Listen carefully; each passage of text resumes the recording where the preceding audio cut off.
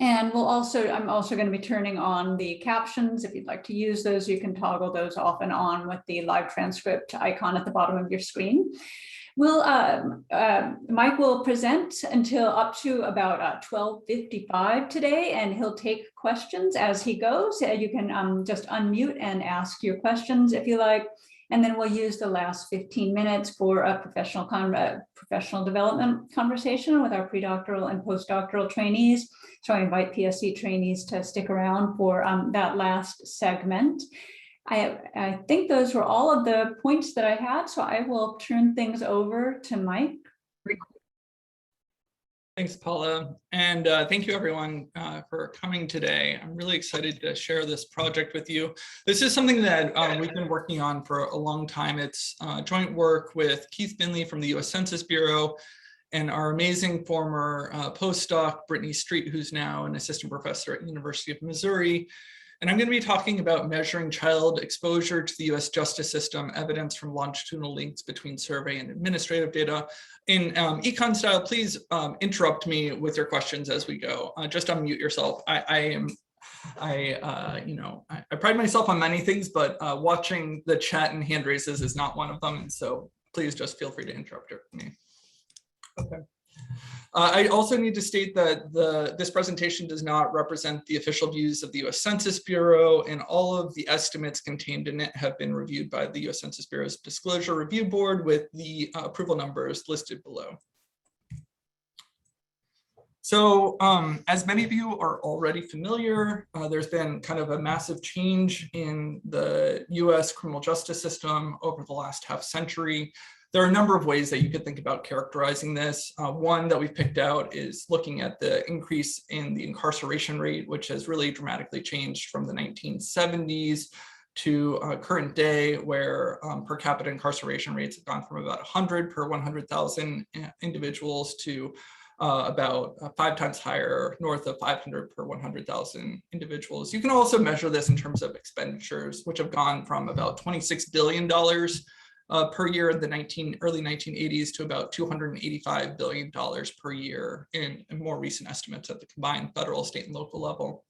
There are estimates that 8% of adult men have a felony conviction and 3% have been to prison. 33% of adult Black men have had a felony conviction, or 15% have been to prison. But you can also think about this at other stages of the justice system, like 49% of Black men are estimated to have been arrested in the NLSY by age 23. And so all of these things raise serious concerns about the implications for future generations, whether in terms of inequality or economic mobility. Now, a number of researchers have tried to quantify intergenerational exposure to the justice system. I want to highlight kind of 2 major efforts, one coming from the Bureau of Justice Statistics, which leverage the survey of inmates in state and federal correctional facilities. Here they sample facilities and then survey inmates within those facilities, and find that roughly 2.1 to 2.3% of minor children in the United States had a parent in state or federal prison in a specific year. There's another kind of strategy, which Chris Wilderman, which I think he conducted this while he was a postdoc here at University of Michigan, takes an alternative approach of looking at cumulative exposure to the justice system. And he finds that about 3.6 to 4.2% of white children born in 1990 had a parent incarcerated by age 14. And the corresponding numbers for Black children were 25 to 28%. Now, this is going to rely on some strong methodological assumptions, because he's aggregating a number, or bringing together a number of aggregate statistics through the survey inmates, the NCRP, the National Prisoner Statistics Program, natality files, and using a demographic approach of life table methodology to generate cumulative measures. Now, in this paper, we're going to take a very different approach. We're going to integrate over 1 terabyte of administrative and survey data held by the federal government, including 1040 tax filings, household survey data, caseload information from public participation files, Social Security registration information, and longitudinal criminal history data contained in CJARS. We're going to use these files to create longitudinal, residential, and relationship crosswalks for the entire US population starting in around 1999 and 2000. We're going to identify adult criminal justice records and link them to their children through constructed crosswalks addressing three major shortcomings in the literature. First, we're going to focus on broader definitions of justice involvement beyond incarceration in prison, incorporating things like convictions and criminal charges. Second, we're going to generate cumulative exposure estimates to account for documented scarring effects of criminal records and sanctions. What I mean by that is if a felony record, for instance, has a lasting impact on an individual's ability to earn money or provide economic self-sufficiency for their family unit, we care more about how many people have ever been exposed while they were children instead of just how many parents or other adults in their household in a given year get a felony conviction. And finally, we're going to learn and kind of leverage the knowledge that has been raised from a number of researchers, many of them on this call, about the fact that family structure in the United States has fundamentally changed for many demographic groups over the last half century, and that there are many potential sources of intergenerational exposure to the justice system beyond just biological parents. And that if we really want to think about the extent of child exposure to the justice system, we need to take into account non-traditional family structures that have become more and more predominant over the last 50 years. And as a final exercise, we're going to measure correlations of child well-being with a range of intergenerational exposures to test for evidence of a diminishing harms hypothesis. Now, this isn't a formal theory. This is basically my interpretation of the presumed implication of how people have typically gone about measuring intergenerational exposure, with exclusive focus mainly on parental time in prison. And so that kind of means that we think that less serious forms of intergenerational exposure are less harmful, or less direct forms of exposure, either through romantic partners of parents or other household members, is less meaningful. Our findings: many more children have had parents face criminal charges and convictions in a given year of their childhood than enter prison. So about 0.3% of children on average in a given year have a parent enter prison for the cohort that we're looking at, who was born between 1999 and 2005. 12 times as many have parents or other household members face any charges. 4 times as many have felony charges, and 3 times as many have felony convictions in a given year. Cumulative exposure measures for biological parents dwarf contemporaneous measures. On the measure of contemporaneous charges for biological parents, that goes from 3.7% in a given year to 26%, or at some point between the ages of 0 to 18 while their child was a minor. For prison, that goes from 0.8% up to 3.6%.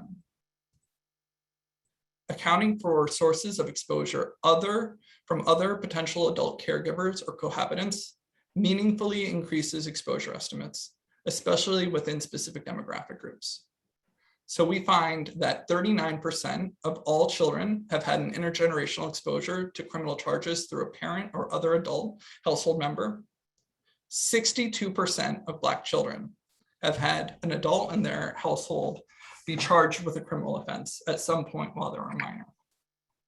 Now, incorporating these other potential caregivers increases the exposure estimates overall between 50 and 150%, and at a higher rate, 54 to 177% for Black children.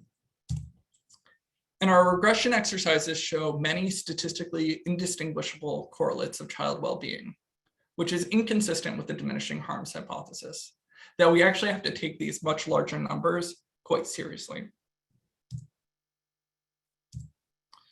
This project is leveraging a very significant amount of data. It's part of the reason why it's taken about 2 years from when we started working on this to bring it to where we are today. The first is going to be the Criminal Justice Administrative Record System, which is a project I co-founded with my collaborator, Keith Finley from the US Census Bureau, and I'll talk a little bit more in the next slide about that. We're going to leverage a very extensive amount of data held by the federal government. I think we might be one of the largest project data users on the integrated research environment For the federal statistical system, we use terabytes of data for this project. And so you can see kind of all the different sources of information we're leveraging. And I'll talk through more detail about how we use these files to come up with these estimates. So what is CJARS? It's a project that I co-founded, and it's a joint infrastructure project between the University of Michigan and the US Census Bureau. We're building a novel data platform to modernize research and statistical reporting on the US justice system, including event-level criminal justice data with nationwide scope, tracking the evolution of criminal episodes across key milestones of the justice system. So things like arrests, criminal court charges, periods of institutional or community corrections, with capacity to link at the individual level criminal histories with survey and administrative data held by the federal government through the US Census Bureau. It's been made possible with financial support from the National Science Foundation, the Bill and Melinda Gates Foundation, the Laura and John Arnold Foundation, the Robert Wood Johnson's Foundation, the University of Michigan, and the US Census Bureau. And most recently, we just received a grant to expand data collection in jails from the Bureau of Justice Statistics. Currently, this is a project that, in all honesty, is probably a 20-year effort at least to get nationwide scope. A lot of criminal justice data is highly decentralized, and there are legal and financial barriers to integrating it. So far, in the last 5 or 6 years, we've collected data from enough states that together, this is actually out of date, cover 50% of the US population. In some states, we only have prison records, and some states will only have court records. Some places we have multiple. Together, this represents over 2 billion lines of raw data, 175 million unique criminal justice events from 36 million individuals. In order to build national residency crosswalks, we leverage a number of distinct data sets. On the top row, you can see that we have IRS 1040 filings that extend back to the late 1990s, as well as snapshots that occur every 5 years, going back to 1968. 1040s are the forms that households file in order to file their taxes, and will contain information about dependencies and co-filers. In addition, we're leveraging the decennial census data, where we can observe for the entire population in the United States that responds, their household composition, and for the head of household, their relationships with everyone else. Now, you'll note that there are a number of empty boxes here. These are decennial censuses that exist, obviously, but are not yet available for integration in the FSRDC environment. Trent Alexander is the UMPI for a joint project with the Census Bureau that's headed by Katie Genetic, that is digitizing the 1970, 1980, and 1990 decennial censuses. And we're really excited for that to happen, because in today's talk, we're going to focus on the cohort of individuals born between 1999 and 2005, because that's where we have the most kind of accuracy and information to reconstruct family units. But as these older files come online, we'll be able to better measure how these exposures have changed over the last few decades of birth cohorts. So we also incorporate, in addition to the survey data, American Community Survey data, although this will be for a 1% sample of the US population in a given year, as well as a number of program kind of administrative data like Social Security registration information, which will contain information on the parents who registered a Social Security number for their child, or the household composition for a benefit group in HUD beneficiaries or Indian Health Services. So from this, we're figuring out at every point in time where people live. It's not exactly perfect. Sometimes we don't have ways of measuring, between decennial years where people live, but between all these sources, this is the best way that we can approximate it. Now, in order to build a national relationship crosswalk, we leverage all of the data sets that you see on the left-hand side of this screen to identify the set of individuals who have identified kin relationships or cohabitation. And we have a sequence of logic rules that help us delineate what those relationships are and whether or not they're included in our sample for potential exposure. If there's an explicit relationship observed, which is available for heads of household and survey and benefit data, we'll map them into these different defined categories. If there isn't an explicit relationship observed, sometimes we can infer a relationship because of the fact that, for instance, the head of the household had a child and a grandchild. And so we can infer that potentially that intermediate person was the parent of the child. Now, we can leverage a bunch of additional information to help better understand what these data sets mean in the absence of relationships. If individuals are potentially inferred parents from the survey data, or we see that they've filed 1040s together and claimed a minor as a child, and we see that they were on the Social Security Administration's birth registration file, we're going to label them as biological parents. That will be predominantly true. It's not exclusively true, but that is largely the case. In addition, we'll have a set of individuals who claim children as dependents on their 1040 filing, as well as have at least an age gap of 12 to 45 years. And here we're going to label them as an unclassified caregiver. These distinctions are going to be somewhat important as we talk about the different types of exposure. And then finally, if there are people who cohabitate, but they are never claimed as a dependent on a 1040, they never were on the SSA birth registration file, but there is more than a 13-year gap between them and the child, and they don't live in a very large kind of group quarters type setting, we're going to label them as an unclassified cohabiting adult. And these will largely capture not necessarily parent relationships, but this is where a lot of the boyfriends, girlfriends, and romantic partners will show up. And so you can see all of these things kind of come together to create somewhat of a spider web in terms of defining these categories. Okay, so this is showing the intergenerational links that we can identify from these crosswalks. So just to read through for this example, for all children in the 1999 to 2005 birth cohorts, we can observe about 76% have a male biological parent explicitly identified, and about 90% have a female bio parent explicitly identified. Now, when we incorporate these other caregivers, many of whom potentially could be a biological parent, but we just don't have the explicit documentation to define that, these rates go up to about 97 and 95% overall for all children. Actually got those numbers right without, I forgot that I put the numbers on the slide. Okay, now this is defining it based off of the race of the child. And so here we can see clear heterogeneity, and this reflects our knowledge about changing family structure in the United States. For instance, less than 60% of Black children have a male biological parent identified in the records, the data that we have access to. But even in the context of Black children, we can observe that close to 100% have either a female bio parent or other caregiver explicitly identified with them. And about 94, I want to say, % of Black children have some male adult figure at some point co-residing with them in their household. Now, we won't be able to identify parents in the case where an individual is not registered with the federal government, which forms the basis of the data infrastructure and the federal statistical system. And that's going to be expressed in the relatively low linkage rates for Hispanic children. If a parent does not have legal status or is not registered with the federal government, we won't be able to in any way identify who their parents are for that subset of the caseload.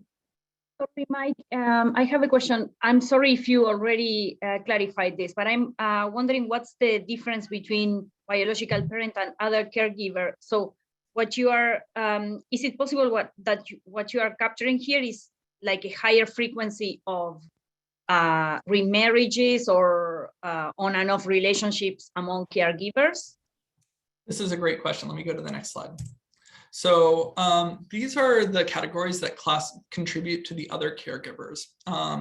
So we have step, foster, and adoptive parents. That's about 5% of children linked to these individuals. 22% of children linked to an extended family member, an aunt, an uncle, or a grandparent, some form of multi-generational household. Then we have 29% that are unclassified caregivers. These are individuals who filed a tax form claiming this person as a dependent, but we don't actually have survey data to back out what their relationship is. So they could be step parents because of remarriage, but that they had never completed a household survey together. It could be that they are, I'm trying to think of another example. That's probably the clear example. But it could be that they're the biological parent, but for whatever reason, they never completed survey data to document that fact. And they weren't listed on the birth certificate, so they didn't show up in the Social Security registration data. And then the last category, which is going to be the predominant category, will be these unclassified cohabiting adults, which we think of as capturing these less formal relationships from the legal standpoint, and that it's kind of the boyfriends, girlfriends, and roommates in the household. Thanks, Anna, for that question. So defining intergenerational exposure, we're going to consider birth cohorts that were born between 1999 and 2005 in CJARS covered states. So CJARS is not complete. It doesn't have complete nationwide coverage. And so we're limited in terms of studying the sample of children who are born in the states where we can actually measure longitudinal criminal history data. That varies, as I mentioned, between the specific type of outcome, although there's going to be significant overlap between the sets of states that we can consider. For all of the court-based outcomes like charges and convictions, the set of states we're looking at will be Arizona, Florida, Maryland, Michigan, New Jersey, North Carolina, North Dakota, Oregon, Texas, and Wisconsin. And for prison exposure, it'll be Arizona, Florida, Michigan, Nebraska, North Carolina, Pennsylvania, Texas, Washington, and Wisconsin.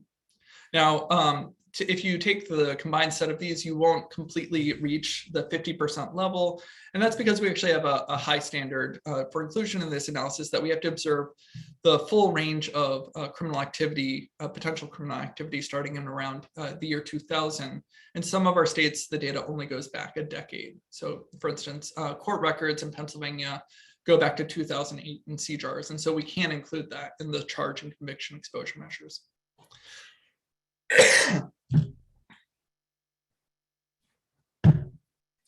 Average contemporaneous exposure of the childhood will be constructed, as you can see on the right. We'll basically be summing up for every child year combination, the number of times that we observe them as being exposed, and then dividing by the total set of children times the number of years that we're following them.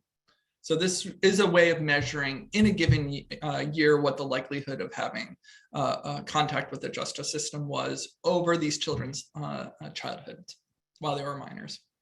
And then on the bottom, we have the cumulative exposure by age tau, where instead of summing over all year and child combinations, what we're going to look for is for each individual minor, do they have an exposure by age tau, and then divide by the total cohort.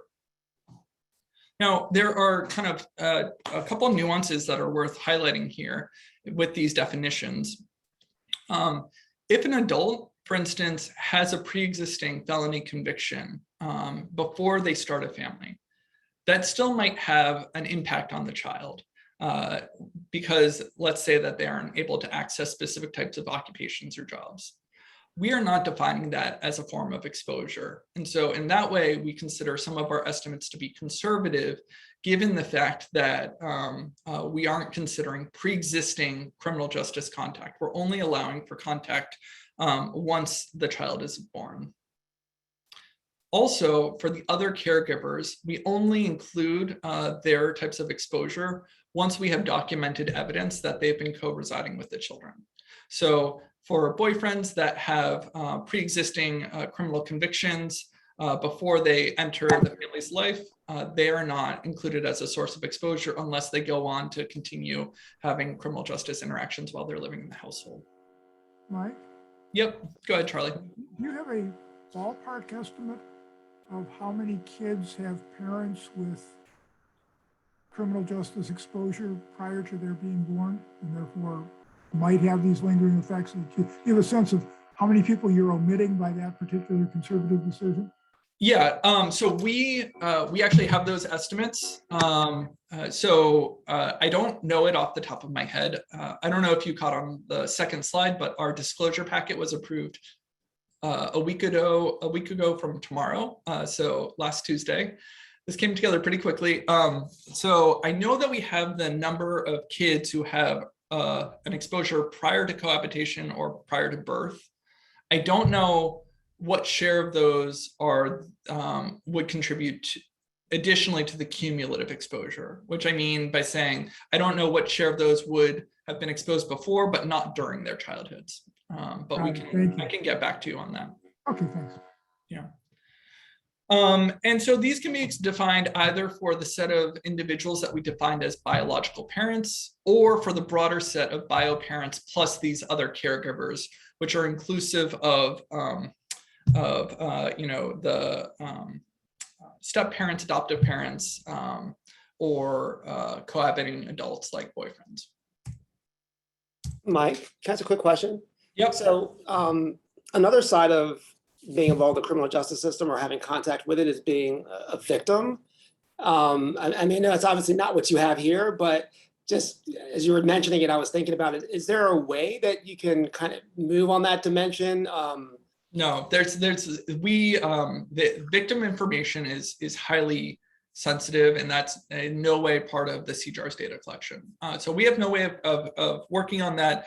Currently, we have been trying to encourage, or we have a proposal in, I believe, to the Bureau of Justice Statistics to allow us to integrate the National Crime Victimization Survey into our data holdings and to try to line up the degree of overlap between individuals who are justice involved as well as being victims. But because that's a survey, I'm not sure if we'd be able to produce these same types of estimates for the population, but that's a great question, Mel. So this is showing our estimates of contemporaneous bioparent exposure. So here, I'm just gonna, basically the strategy is I'm gonna start from the simplest defined statistics and build up as we go. So we estimate that 3.7% of children in a given year have a parent, a biological parent, face criminal charges. And that could be either a misdemeanor or a felony charge. This doesn't include really minor traffic offenses like parking tickets. This is something that rises to the level of a defined criminal charge. 1.2% have a felony charge. 0.9% have a felony conviction. 0.3% have someone enter prison, and 0.8% have someone actually in prison. So we're estimating kind of the in-prison exposure, which is kind of what the other statistics that I mentioned at the very outset of the presentation, is somewhat lower than, for instance, what Bureau for Justice Statistics reports. It could be because we aren't always able to identify who the biological parents are, given the survey data that we have. Now we can look then at what the cumulative exposure is. So this is now tracing out over the age of the childhood from ages 0 to 18, the share up until that point that have had a biological parent have a criminal charge, a felony conviction, or being in prison. And by the end of being a minor, we have those estimates that I mentioned at the outset. 26%, nearly 1 in 4 children from this birth cohort have had a parent face criminal charges at some point during their childhood. 11.4% have a felony charge, which is a more serious type of criminal justice interaction. 9.2% have a felony conviction, and 3.6% have had a parent in prison. We can compare these to the contemporaneous measures. Sorry, going back to the previous slide, this is not over the life of each child. This is aggregating over, so we don't know if each of these children in this cohort have been exposed for how many years, or how many times. This is not an intensive measure. For each child, it's a 0-1 at a given year, although it is panel data. So for each individual child, we're measuring, at age 3, did they have, by that point, had they had a parent receive a felony charge? By age 15, had they had a parent receive a felony charge? But maybe it would be interesting to know like some distribution at the child level. So if you follow every children from 0 to 18, what would be in cumulative exposure and maybe the variance or something to give us? I agree. No, I agree. And there's probably a long right tail of individuals who have very significant degrees of exposure. Here we're focused on kind of a more simple concept. But yes, I agree that that would be of interest. So we can look at how— Mike, one other question now that you're in questions. Yep. The clearance rates on some of these crimes aren't so great. I'm wondering how you would think about that. Like, that is to say, there'd be people who might have committed some of these crimes but not been caught. So we can only observe criminal offenses that are brought to the legal system. So this is not a measure of engaging in illicit activity that does not lead to a criminal charge.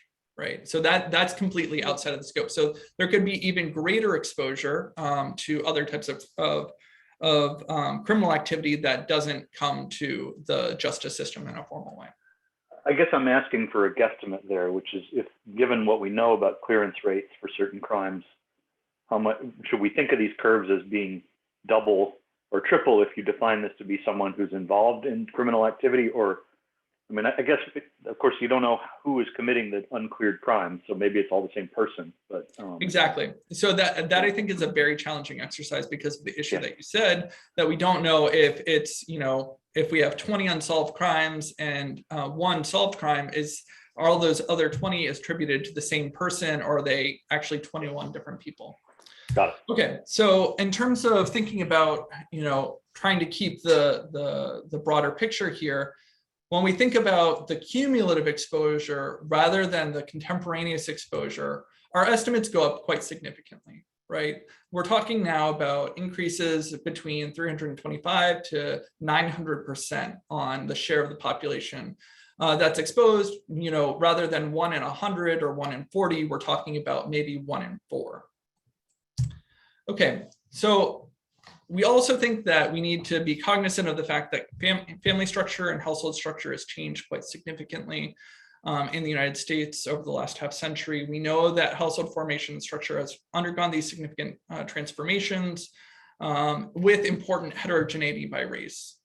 And omitting caregivers who are not biological parents is a major, potential major source of bias. Now, I think of this as there being a variety of different reasons why we should care. One, these other caregivers could be an important source of social, emotional support in the household. They could be an important source of economic support or financial self-sufficiency. They could also be, a role model or a peer influence in either a positive or a negative way. Some of these adults might be, for instance, sources of domestic abuse. So who can we observe as we add in these other caregivers? As I mentioned before, these are going to be step, foster, and adoptive parents, co-residing extended family members, uncles, aunts, grandparents, not siblings or cousins, right? We're focusing on the intergenerational exposure rather than the within generation exposure. Unclassified caregivers who filed a 1040, but we have no other relationship measure, or an inferred parent, but not in the Social Security administrative data. And then the unclassified cohabiting adults like the boyfriends, girlfriends, and roommates of the parents. All right, so this was just repeating our prior graph showing the cumulative exposure for the bio parents. And now I'm going to overlay on top of it with the caregivers. One thing to note before I just get to the final estimate is that the role of the caregivers comes in kind of later on in the child's life. Because of this restriction that we're imposing, that we have to observe that they're co-residing before we can define them as having an intergenerational exposure. So at earlier age ranges, the biological parents are driving the exposure rate. And at the later age ranges, you see a much larger increase. So now we get to estimates like 39% of children from these cohorts have had an adult in their household charged with a criminal offense, and 9% have had a adult in their household show up in prison at some point during their childhood. All right, so again, I'm going to go back to this exercise that we did before of looking at how much we need to scale up our thought process on exposure from the contemporaneous measure. This is showing to the cumulative exposure for bioparents, and then I'm going to add on the other caregivers. These exposure rates are tremendously higher than how we've really conceptualized exposure to the justice system before. These are increases roughly close to about 1,000% higher and up to almost 1,900% higher.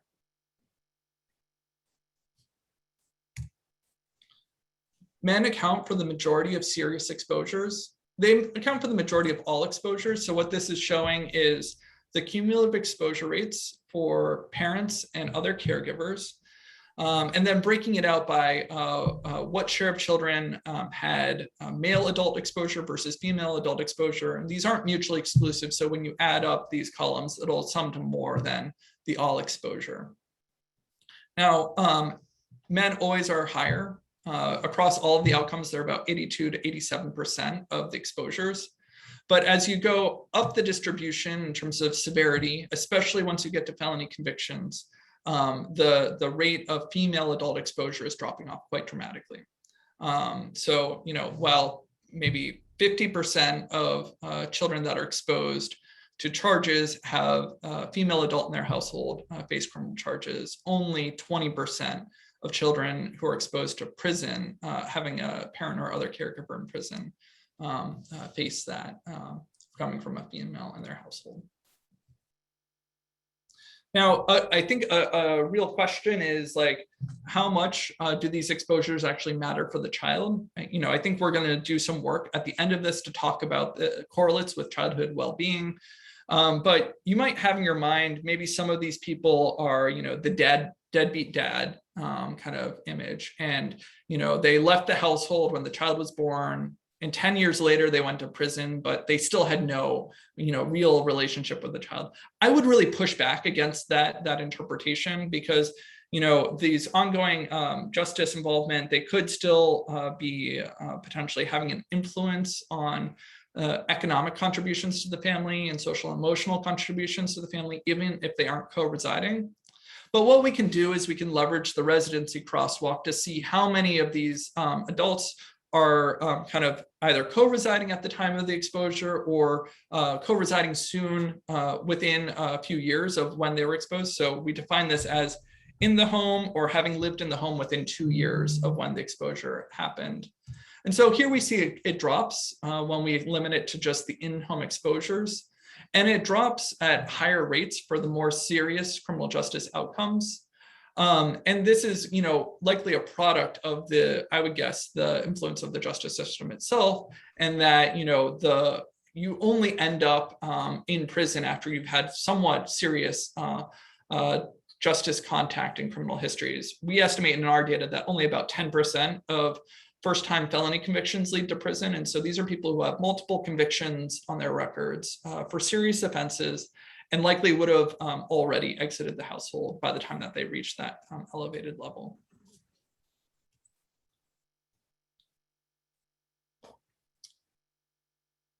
Okay, this is like the really most depressing slide. So minority children have really substantially higher risk.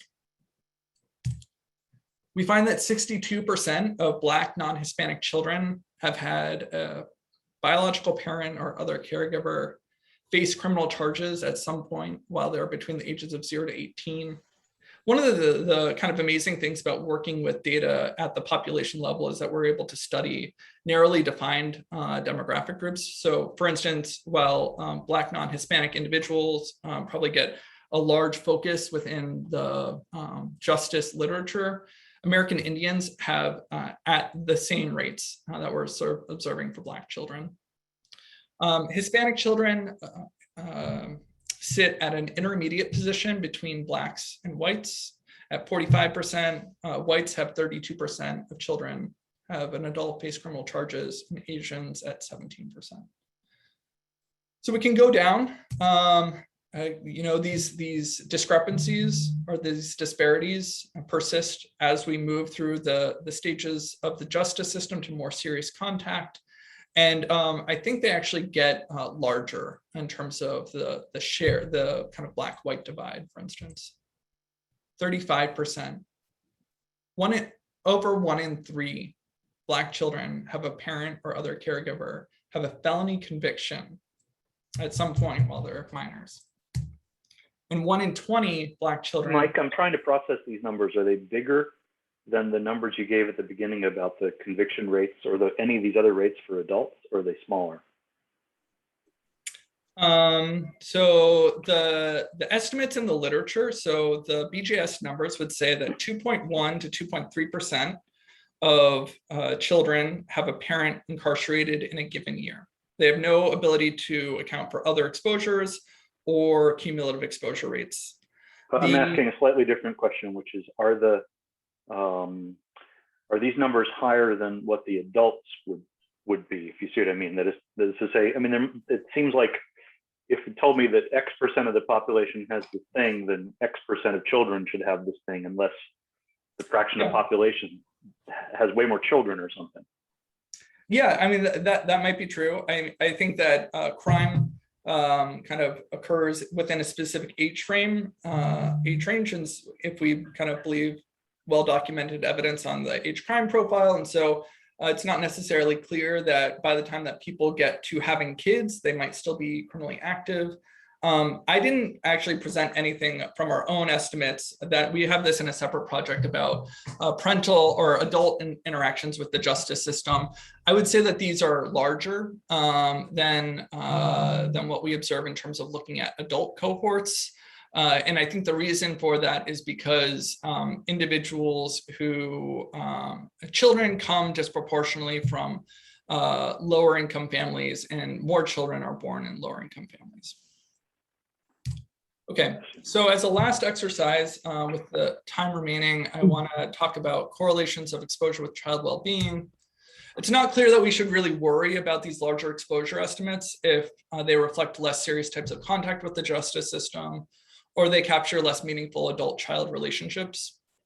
We're going to investigate this through regression analysis, where we're going to regress outcomes that we can observe in the American Community Survey, and correlate those to whether or not there is a biological parent exposure or an other caregiver exposure, excluding the bio-parents, and then control for a variety of covariates like birth year fixed effects, commuting zone of birth fixed effects, basically controlling for where you were born, gender by race fixed effects, survey year, and age fixed effects. So really trying to net out as much of the observable variation that we can. And the outcomes we're going to look at are whether or not you're behind in school, the household poverty status, and whether or not in the ACS, your grandparent is identified as your primary caregiver. So the child is living not necessarily with their biological parent, but with an intergenerational household. And the exposures that we're going to look at will be charges, felony convictions, incarceration. And these will be estimated separately for contemporaneous exposure in the survey year versus cumulative exposure at some point up until the survey year that we're measuring these outcomes. Now, the diminishing harms hypothesis, which is a label that I've created for something that people haven't really talked about, but basically just as implied that it would suggest that there would be smaller estimates of Roe for less serious types of exposure, for less recent exposure, and for less central adult-child relationships. So this is showing the estimated coefficients for being behind in school, where for those who are have no recorded criminal justice contact within their household, the control mean for this outcome is 5%. In the American Community Survey.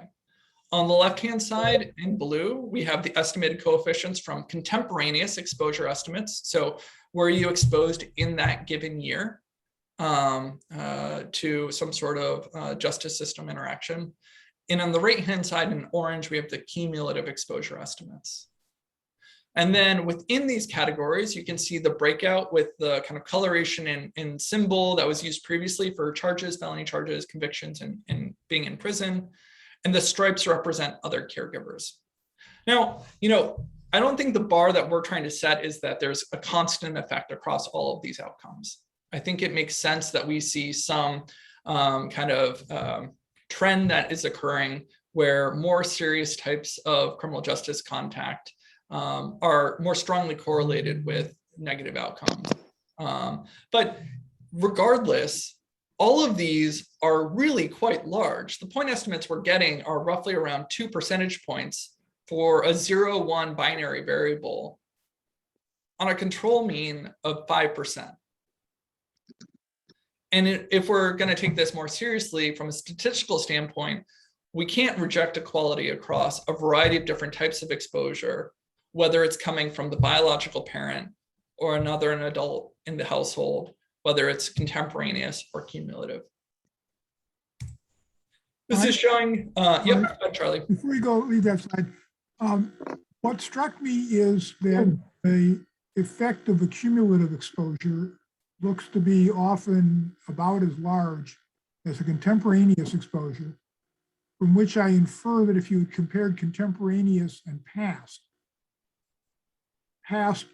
would have a comparable effect to contemporaneous, which, it doesn't shock me given things you've told me, but it's not what I would have expected going in.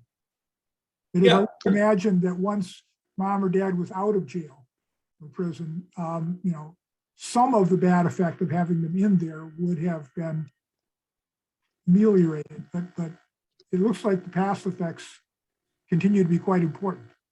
Yeah, I have a couple of things to say on that. One is that, for a lot of these outcomes, the record sticks around forever. That they aren't going to be necessarily eligible or have gone through the process of getting an expungement. And even at that point, it's not clear that expungements would generate a lot of differences in this population, given the waiting times that are required. The second is that by the time that somebody gets to the point of incarceration, like I was talking about, they have a pretty significant criminal history already with a number of convictions, felony convictions on their record.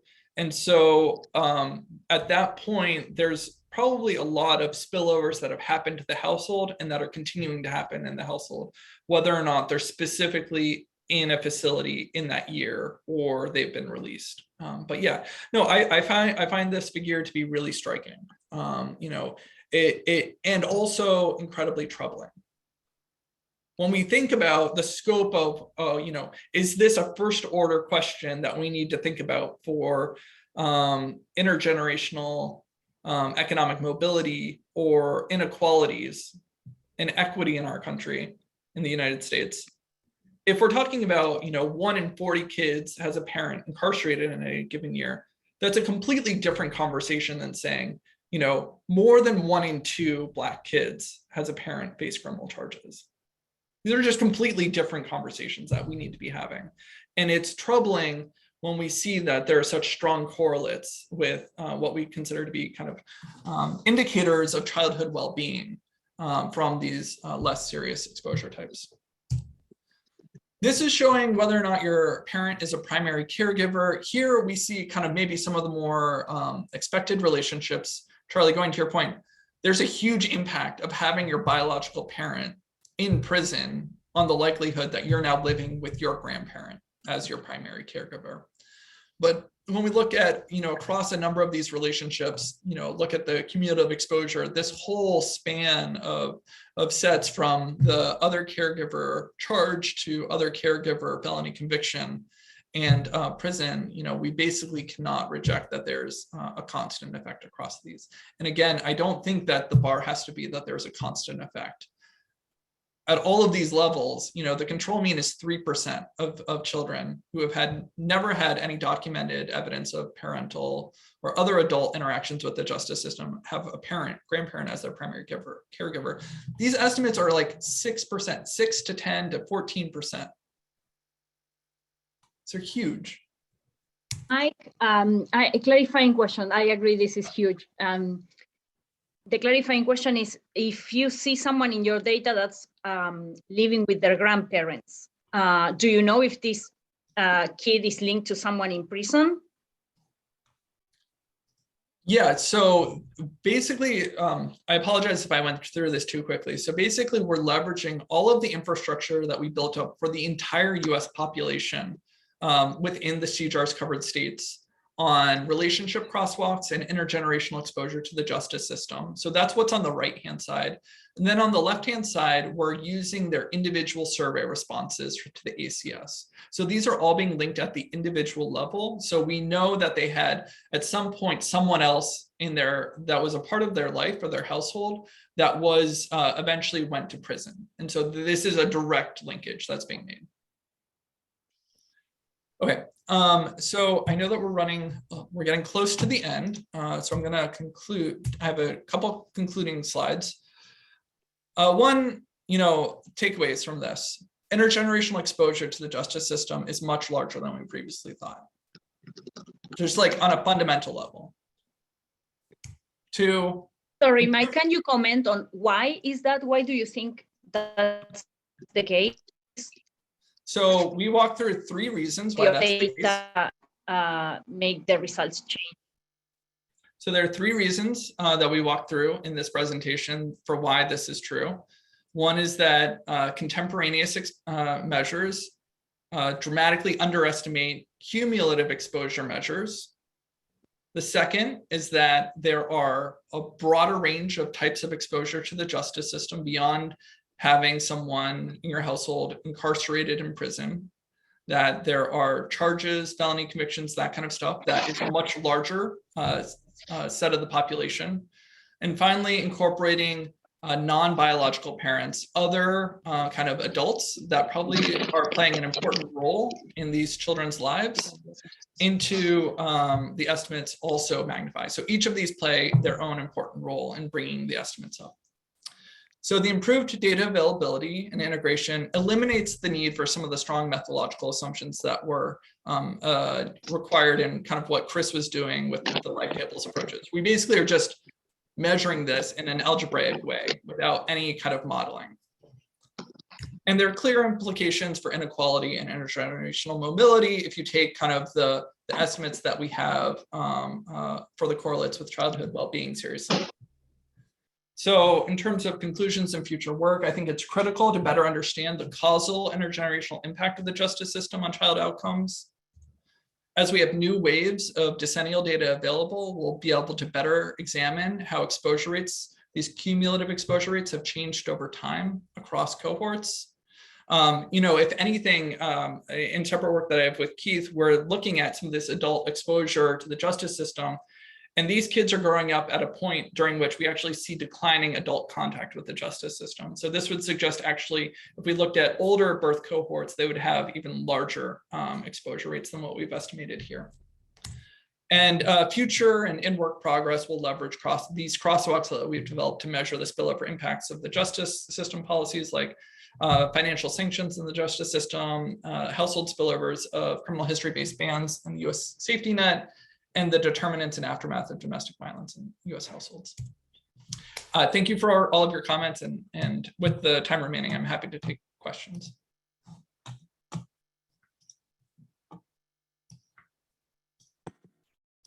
Great, thank you, Mike. Do we have any further questions? Mike, you've done a Herculean job, obviously, in getting data from as many states as you possibly can. But the estimates are based on a subset of states. And so I wonder, like, the states that you have, are they, I mean, I've kind of eyeballed them and tried to figure out, are they lock them up states or not lock them up states? And of course, I saw Texas there, which kind of pointed me in the direction of lock them up. But so, like, are the states that you include above or below average in their propensity to incarcerate? Yeah, that's a really good question. I think we could probably do more work to better characterize that in terms of looking at like some of the per capita imprisonment rates that BJS publishes. Yeah, we could do a lot better. I think we are kind of geographically diverse, which makes me happy, but like, you know, we don't have Mississippi. And I think it's hard to talk about things like economic mobility and entrenched poverty without having, you know, some of those states there.